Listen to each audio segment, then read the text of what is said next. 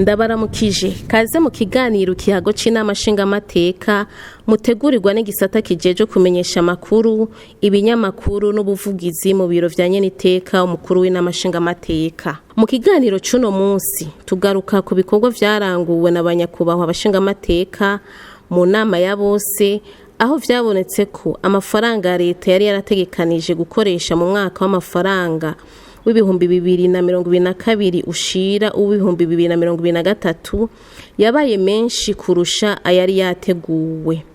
Ivyo bikaba vyagaragaye mu nteguro y'ibwirizwa ryerekana ingene ubwo buryo bwa leta bwakoreshejwe yarungikiwe Inama Nshingamateka. Turababwira kandi ibice bikuru bikuru vyaranze ibirori vyo guhimbaza umunsi mukuru mpuzamakungu wahariwe abakozi n'akazi kuwa mbere Rusama umwaka w'ibihumbi 2024, aho ku mugwa mukuru w'intara ya Gitega vyari bihagarariwe na nyeniteka Gerard Daniel Ndabirabe, umukuru w'Inama Nshingamateka. Imbere yo gusozera turagaruka ku rugendo nyeniteka Gerard Daniel Ndabirabe, umukuru w'Inama Nshingamateka yagize mu gihugu ca Turukiya, aho yari yitavye ibikorwa vy'abashingamateka vyari mu ntumbero yo guhanahana ivyumviro ku bibazo vy'intambara iriko irabica bigacika hagati y'ibihugu vya Israel na Palestina. Nkaba nongeye kubaha ikaze.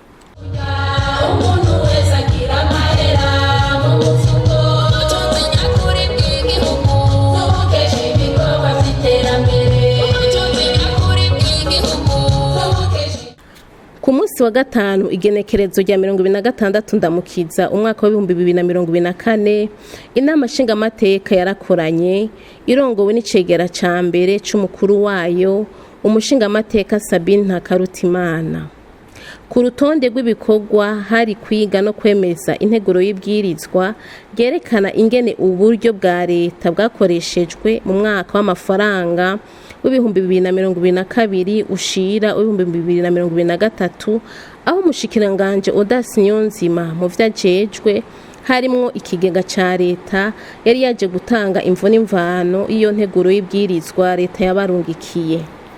Nk'uko intumwa ya leta yabishikirije, amafaranga yo mu mwaka w'ibihumbi 2022 ushira w'ibihumbi 2023 ngo yakoreshejwe hisunzwe ibiri mu ibwirizwa inomero 1 agakoni gakitse 22 ryo kuwa 30 ruheshi umwaka 2022, aho ku miliyaridi hafi 2,195 z'amarundi zari zarategekanijwe hakoreshejwe ayarenga imiliyaridi 2,316,000, no kuvuga ibice 105 kwijana. Nk'uko yabisiguriye banyakubahwa abashingamateka, muri rusangi amafaranga leta yari yarategekanije yararenze ko menshi bitumwe n'ibitari bike vyaje gushigwa mu ngiro na leta bitari vyitezwe. Muri ivyo harimwo ibidandazwa vyinjira bihebewe amakori n'amatagisi vyabaye vyinshi, hamwe n'ibidandazwa bisanzwe nk'imbuto n'ifumbire, guturusho ku mwaka abakozi bagengwa n'itegeko ry'abakozi ba leta muri rusangi, kwishura ibirarane no kongereza umushahara mu gisirikare no mu gipolisi, hamwe na bimwe mu vyaranguwe hakoreshejwe amafaranga atari yarategekanijwe mu nteguro y'uburyo bwa leta, nk'amafaranga yatanzwe mu mugambi w'igihugu ujejwe guteza imbere urwaruka payeje, abashitsi igihugu cagiye kirakira n'ibindi. Bafatiye ku biri muri ico cegeranyo, banyakubahwa abashingamateka barashatse kumenya igituma amashirahamwe ya leta canke ayo ifisemwo imitahe aguma akora ahomba. Ikibazo cy'aya mashirahamwe ya leta ni ikibazo ca kera, murabizi ko amashirahamwe ya leta uretse muri imyaka 2 iheze leta yavuye hasi kugira ngo yafatire ingingo akore neza yunguka, ariko murazi mwese ko myaka iheze abantu batwaye amashirahamwe ya leta abenshi batabyifashemo neza. Ubu rero ivyo tubona ubu si ibintu byashitse no munsi, ni ibintu byashitse mu myaka myinshi iheze, byavana n'ingene amashirahamwe yarongowe mu gihe c'intambara, mu gihe ca transition. Ubu rero tugeze mu bibazo by'iterambere, nero turiko turashiramo inguvu kuri iryo mashirahamwe yose kugira ngo turabe yuko hoboneka iterambere. Niyo mpamvu muca tubibona ko twabishyize habona. Ubu rero ireko nishwa ni ikibazo rero amashirahamwe amwe ariko aragirirwa ama audit nk'ibishirahamwe mwavuze rya Onatel hariho audit ya Inspection Générale de l'État ariko gukora icegeranyo turagira ama audit au niveau ya ministère ariko rero ko bishikirizwa ibyegeranyo byose rero birashikirizwa leta ingingo rero zogena zirafatwa rero leta iriko irashiramo inguvu handi hamategeko akarasubirwamo amategeko agenga iby'umuyaga nkuba amategeko agenga iby'amazi amategeko agenga amashirahamwe ari mu burimyi amategeko yose leta irasubiramwo kugira ngo abarongoye amashirahamwe baba ari abantu batowe ku buhinga batowe ku bumenyi bafise. Ku kibazo cagiye kiragaruka ko na benshi cerekeye amafaranga yakoreshejwe mu kirimba c'umukuru w'igihugu ku rugero rurenze cyane ayari yarategekanijwe. Umushikiranganje mu vyajejwe harimo ikigega ca leta yaratanze umuco. Nkuko mubibona muri kicegeranyo hariho amafaranga yabaye vote hanyuma tukerekana transfer de crédit yagiye kwiyongerako rero kuvuga ko yabaye menshi cyane ku mafaranga akoreshwa n'urwego rw'umukuru w'igihugu simbona ko by'ukuri ari byo biteye ikibazo kuko hari ibikorwa byinshi byagiye biraboneka muri uwo mwaka mbona ko hari amanama menshi yabereye ngaha mu gihugu atari yateguwe muri icyo gihe rero murumva yuko bice bisaba yuko haca transfer de crédit zagura kurimwo ahubwo ari kugira ari uko ibikorwa biba byagenze kandi byose birafise nyene biba byakozwe kandi mu muco niyo mpamvu tubishira ngaha kugira ngo mubibone. Kubijanye n'amakenga yuko mu kugabanya uburyo leta ikoresha vyohava bituma amatagisi aduzwa, umushikiranganje Odas Niyonzima arahumuriza abaserukira bene gihugu hano agasigura uko bikorwa. Nyuma dépense ya leta rero sukuvuga ko leta idasubira gukora mugabo nk'ubu turavyira revision budgetaire twagize uyu mwaka mu kwezi kwa 12 twagiye muri budget turaraba ibi bintu kumbere ntivyihuta gusumba ibindi bitwo bigabanya bitwo bihagarika turaba ibiri prioritaire ivyihuta gusumba ibindi ivyo tworindiriza hanyuma kuko n'ubu y'amarosete naho turaduza amarosete tutadwije amataxi ubu rero la strategie mu kuduza amarosete ni ukubanza kugira ico bita gushira abatanga kori bose ku itegeko kugira ngo bose batange kori hanyuma naye amakori batanga bakatanga yose nuko rero si ngombwa ngo twadugije amakori amatagisi kugira ngo tuduze amafaranga avuye muri recette fiscale ubu rero nk'ubu ingingo iboneka kuri tere ituma ama recette fiscale aduga nk'ibyo gukoresha la machine électronique. Mu gihe ifaranga ry'u Burundi ryatakaje agaciro vyinshi mu vyankenerwa bikazimba umushikiranganje arahumuriza abarundi ko bitotuma ibiciro biguma biduga. Ibi rero ntibica bituma la dépense igabanuka canke iduga byo gutakaza agaciro ni kubiraba kuri angle zibiri hari gutakaza agaciro kwiduga ry'ibiciro hagati mu gihugu hakaba n'ibyo gutagaza agaciro kujyanye n'ibyo kuvunja n'amafaranga mba makungu iyo haduza ibiciro n'amataxi biduga biduganye kuko itaxi yapika ku biciro rero twahumuriza rero abene igihugu batamakora kiraduga ahubwo ari gushaka umurongo abo bose batanga ikori bafise ibikorwa bakora bikiza gutanga ikori. Ikindi cagaragaye muri iyo nteguro y'ibwirizwa nuko amadeni ya leta gushika kuwa 30 ruheshi umwaka wa 2023 yarenga imiliyaridi 5 n'imiliyoni 366. Mu vyatumye vyongerekana ahanini harimo ivyuko ifaranga ry'u Burundi ryataye agaciro kwandikisha amasezerano yerekeye ifumbire hamwe n'amadeni leta yafashe mu mabanki y'ubudandaji. Aha abaserukira bene gihugu bakaba barashatse kumenya ibituma nyamukuru leta yikora ku madeni yo hagati mu gihugu. Amaleta yose yikora ku ideni nuko leta amafaranga ikoresha iyatoza ku munsi iyo hageze ko umuntu arihwa ararihwa hageze ko turiha imishahara kwezi guheze hakaba ari kuri konte amafaranga adakwiye iyo master salariale yose nje turindiriza aba fonctionnaire ngo barindire tuzoba tuyegeranye rokenze tubone ko bariha ibihugu biteye imbere ideni rifatwa mu kugira ama activité d'investissement leta ni agent économique c'est un agent économique gufata ideni rero kuvyumva muri yo cadre d'un agent économique qui consomme, qui investit, qui produit. Muri ivyo bituma nyamukuru rero leta ifata ideni rero mugabo ideni mu gihugu ridakwiye turafata n'ideni hanze. Inyuma yo guhanahana ivyumviro no guhinyanyura bimwe bimwe bakanazirikana kandi n'inyishu bagiye bahabwa n'umushikiranganji banyakubahwa abashingamateka 91 bemeje iyo nteguro y'ibwirizwa no kuvuga ibice 85 kwijana nta numwe yayihakanye 15 nabo ntaco bayivuze ko no kuvuga ibice 14 kwijana no kuvuga rero ko iyo nteguro y'ibwirizwa yemejwe n'ibice ku bice 85 kwijana.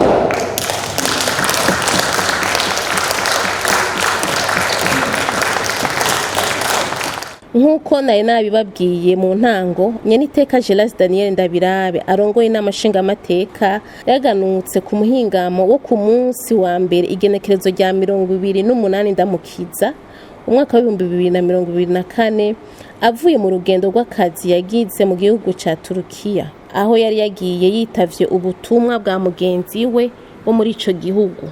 Nk'uko yabishikirije ashitse ku kibuga c'indege mpuzamakungu citiriwe Melchior Ndadaye, ahanini igikorwa cari ico guhanahana ivyumviro ku kibazo c'intambara iri hagati y'ibihugu vya Israel na Palestina. Mvuye mu rugendo mu gihugu ca Turkiya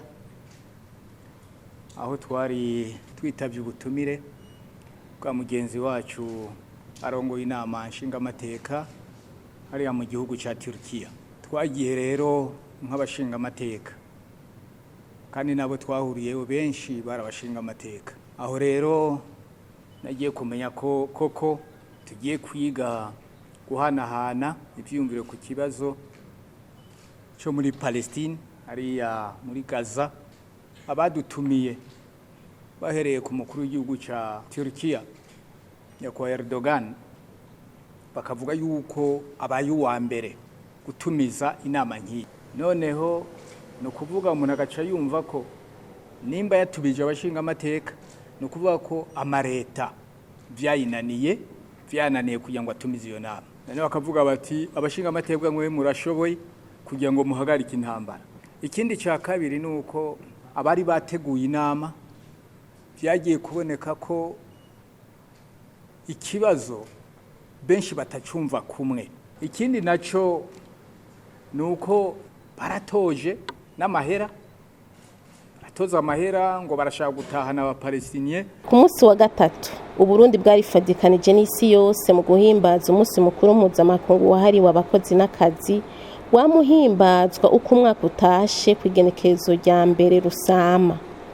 Ku civugo kigira giti dukomeze ibikorwa ku buryo umwe wese arimbura ivyo yakoze. Ku mugwa mukuru w'intara ya Gitega ibirori vyabereye ku kibuga c'umupira w'amaguru Ingoma bihagarariwe na Nyeniteka Gerard Daniel Ndabirabe umukuru w'Inama Nshingamateka. Ni ibirori vyaranzwe n'idefile ndende igizwe n'abakozi hamwe n'abakoresha barangurira imirimo mu bisata bitandukanye vya leta n'ivyo abikorera ivyabo mu ntara ya Gitega. Bamwe bose bahaya ivyo barangura. Idefile irangiye haciye hashikirizwa amajambo atandukanye. Uwaserukiye amashirahamwe ahurikiwemwo n'abakozi ariyo sendika mu rurimi rw'igifaransa mu ntara ya Gitega yarakeje nyene icubahiro umukuru w'igihugu kubona yariyumviriye kuri yambona kazoza y'u Burundi bwifashe mu mwaka wa 2040 Uburundi buteye imbere mu mwaka wa 2060. Agira ati inzira irashe yo gushira mu ngiro iyo mbona kazoza nuko hoba kubahiriza amategeko, gukundisha ibikorwa bene gihugu hamwe no gushira imbere ibiganiro. Yaciye ashikiriza ibibazo bikuru bikenewe gutorerwa inyishu. Ivyo navyo nibijanye no gutegekaniriza kazoza abakozi, ubuzima buzimvye, imyaka yo gukukuruka yo kongerezwa ikava kuri 60 ikaja kuri 65, gutekererwa kubagiye mu karuhuko ko mu zabukuru, ihindagurika ry'ibihe ryateye imyuzure bikaba vyatumye abakozi bajuragirika n'ibindi. Uwaserukiye abakoresha nawe yarashimye intambwe leta yagiye iratanga muri ya politiki yo gutunganya gushasha ibijanye n'imishahara, agasaba yuko iyo politiki yokurikizwa no mu bikorera ivyabo. Yaciye asaba ko leta yogira utwigoro mu gutorera inyishu intambamyi zibonekeza mu bisata bitandukanye nk'umuyaga nkuba, igitoro, ifaranga ry'agaciro, umurindi wa interineti, umurindi w'iduzwa ry'amakori, ibiciro biguma biduga ku bintu nkenerwa cyane mu buzima bw'abenegihugu, ukugwanya ibiturire n'ibindi.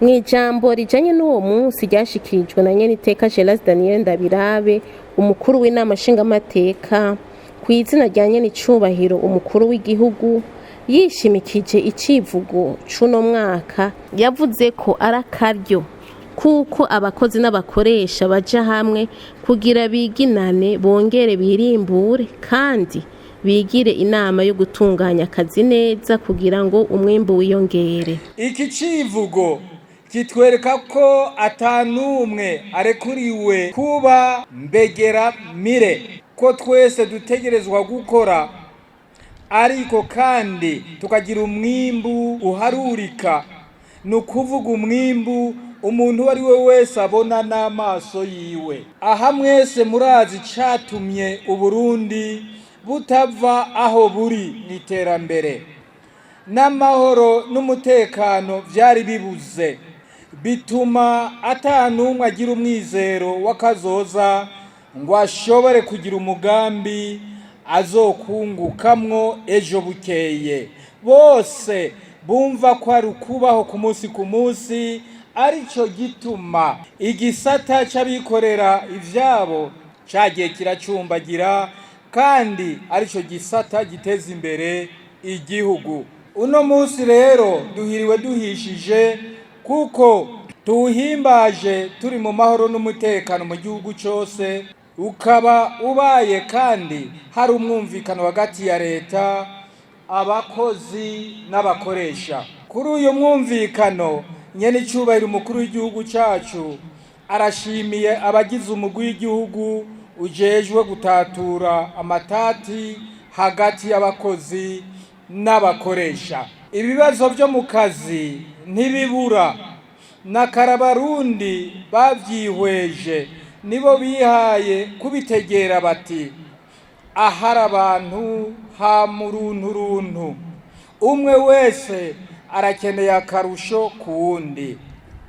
Nico gituma ari ngombwa ko tuguma tuganira kugira inyishu ive muri twebwe nyene. Twirimbuye dusanga uyu mwaka twawimbuyemwo ivyiza bitari bike. Ivyo navyo muri rusangi tubikesha ukuntu abarundi bahinduye uko bahora biyumvira. Kare igisata c'uburimyi cari cahebewe abitwa bakene, abiza amashure bakagica kure, umurimyi bamwita nyarucari. None ubu n'abakire baracijukiye kuko babonye arico gisata kigwiza umwimbu. Ubu abarundi basigaye bahurumbira gukorera hamwe mu makoperative uko batahora, mbere barijukiye n'ubwenge bwo guteranya amatongo. Mu gisata c'uburimyi umwimbu warabaye mwiza cyane, uku sukwihema. Abaronse akabiri mu gushora umusesekara barabizi. Sebarundi aratera kamo abagwizatunga bafise amahinguriro kuja ku kivi, umwimbu ushobore kubikika no gushorwa ku masoko mpuzamakungu. Uwo munsi wahimbajwe mu gihe abakozi ba leta batunganirijwe mu bitari bike, ibindi bikabandanya bivanye nuko ikigega kiba cifashe. Haratanzwe kandi akazi mu bisata bimwe bimwe hakoreshejwe ikibazo, urwaruka rurigishwa kwitunganiriza imigambi, urundi rurakarihirizwa ubwenge, mbere abenshi bararonswa n'akazi. Mu buzima rero ngo hama hariho ahaduga n'ahamanuka, aho uyu munsi wahimbajwe mu gihe amakungu ariko arahangana n'ibibazo bitari bike nk'uko umukuru w'Inama Nshingamateka abishikiriza. Ingaruka za cakiza COVID-19 n'ubu ziracadusesereza. Hakiyongera ko ibihe by'intambara isi iri kwiracamwo zituma n'abahora baduterera mu iterambere bitwararika nyabuna ubuzima bw'abene gihugu bari mu ntambara. Izo ntambara nyene ziranasinzikaza imihora y'ubudandaji mpuzamakungu. Gushikirwa n'ibigwigwa kure bikaba ingorane cyane cyane nk'ibi bihugu byacu bitagira ibivuko kw'ibahari. Duhimbaje uyu munsi mukuru kandi amakungu yose ari mu kangaratete kubera impanuka ziva kubiza bitewe n'ihindagurika ry'ibihe, n'ibihugu cyacu kikaba cyarashikiriwe. Ibihe n'ikirere byahindutse, imvura y'isegenya iriko ihitana abantu n'ibintu, inzuzi n'ibiyaga biriko birasesa, abantu bagateshwa izabo, ibintu bikononekara ku rugero rudasanzwe. Umukuru w'igihugu cy'u Burundi Nyenicubahiro Evariste Ndayishimiye arahojeje yongera yifadikanya n'abene gihugu bose bariko barashikirwa n'ivyago biturutse kwindagurika ry'ibihe.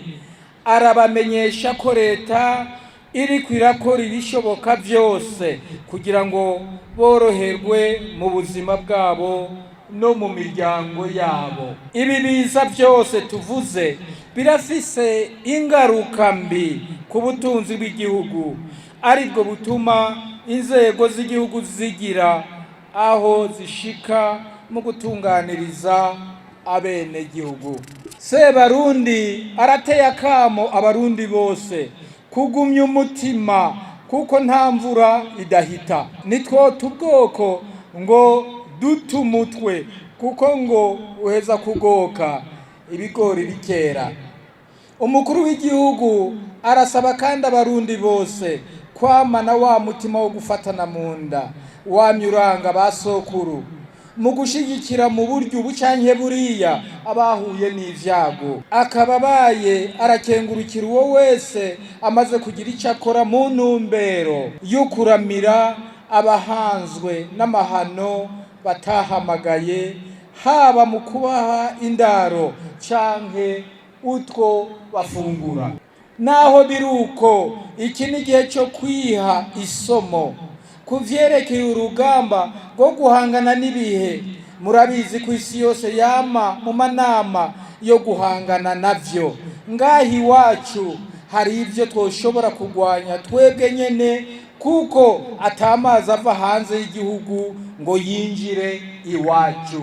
Mu gihe abarundi bose bofata nkama akakamo umukuru w'igihugu ariko arabatera ko guca imikobeko no gutera ibiti bibana n'ibiterwa, tukimba vya binogo byo gushiramwo amazi y'imvura ava ku gisenge c'inzu mu ngo zacu, imyuzurira mu nzuzi yogabanuka. Tumenye kandi ko ihindagurika ry'ibihe ritazana gusa imvura y'isegenya, rinazana n'uruzuba. Nihaba mu karere kacu haguye imvura y'umurengera, tumenye ko hari ubundi burere nabwo bwabuze imvura. Nico gituma n'ubu umukuru w'igihugu abandanya adutera kamo ko twokingira imyonga yacu, tubika amazi y'imvura, twongere tumenyere kurima muci tuvomera. Arashimiye abene gihugu bamaze kubitahura bakavomera muci, ari naco catumye umwimbu ugwira mu gihugu. Twese duhamagariwe gukurikiza iyo ngendo nziza. Mu bituma umwimbu ugabanuka hari kandi ubube gito bw'abakorera nabi igihugu, nk'indongozi zimwe zimwe zigifise agatima ko kudakunda igihugu n'abene gihugu, ubunebwe, gusesagura ubutunzi bw'igihugu, kurya ibiturire, kutagira akarangamutima mu kazi ka leta, hamwe no kudakurikiza intumbero y'igihugu mu vyo akora. Abo rero basabwa kwisubirako, abadashaka guhinduka bafatirwe izindi ngingo zotuma baja ku kivi. Imbere yo gusozera iryo jambo, ku izina rya nyenicubahiro umukuru w'igihugu nyeniteka Daniel Ndabirabe arongoye inama nshingamateka yaragize ico avuze ku bijanye no guherekeza abagize ico bamara mu gukorera igihugu igihe bari bakibasha, yisunze ko leta mvyeyi yifuza ko abenegihugu bayo babaho neza. Mw'ijambo ryiwe nyenicubahiro umukuru w'igihugu yaragarutse ku bijanye no guherekeza abagize ico bamara mu gukorera igihugu igihe bari bakibasha. Murazi mwese iyo Burundi buvuye, kandi murazi ko uko abarundi bafise inyota yo kubaho neza niko na leta mvyeyi ivyifuza. Iyi ngingo yafashwe hisunzwe k'umukozi akukuruka amaze imyaka myinshi aziganirizwa, mbere ayo yaziganirijwe akaba amaze no kunguka ayatari make. Iyi ngingo yafashwe hisunzwe k'umukozi akukuruka amaze imyaka myinshi aziganirizwa, mbere ayo yaziganirijwe akaba amaze no kunguka ayatari make. Amashirahamwe nayo ajejwe guteganirizwa kazoza abakozi ni ayajejwe kubungabunga uwo mutigiri watanzwe n'abakozi kugira bazowuhembwe bagiye mu karuhuko k'izabukuru. Kubera rero iyo ntumbero yaje ari nshasha, ivyo bisata byo gutegurira kazoza abakozi ni nk'uko vyabashikiriye batari bavyiteze, arico gituma guharura bisa n'ivyabagoye bagateba cane.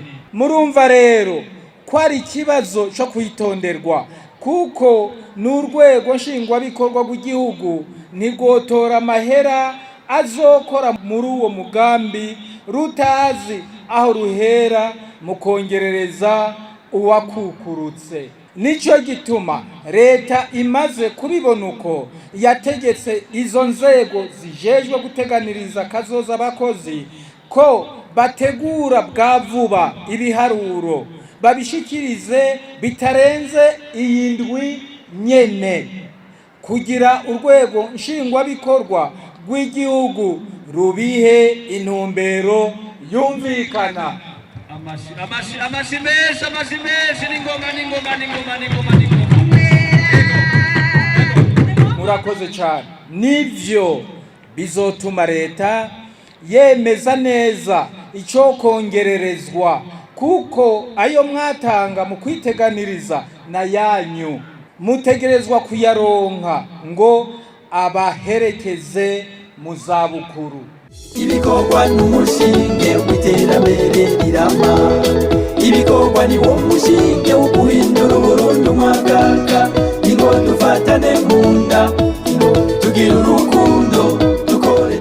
Muri ya ntumbero yo gusanga bene gihugu ku kivi, ku munsi wa gatandatu igenekerezo rya 27 ndamukiza umwaka wa 2024, icegera ca kabiri c'umukuru w'inama nshingamateka Abel Gashatsi yarifadikanije n'abene gihugu bo ku mutumba Nyagembe wo muri komine Cendajuru intara ya Cankuzo mu bikorwa vy'iterambere rusangi.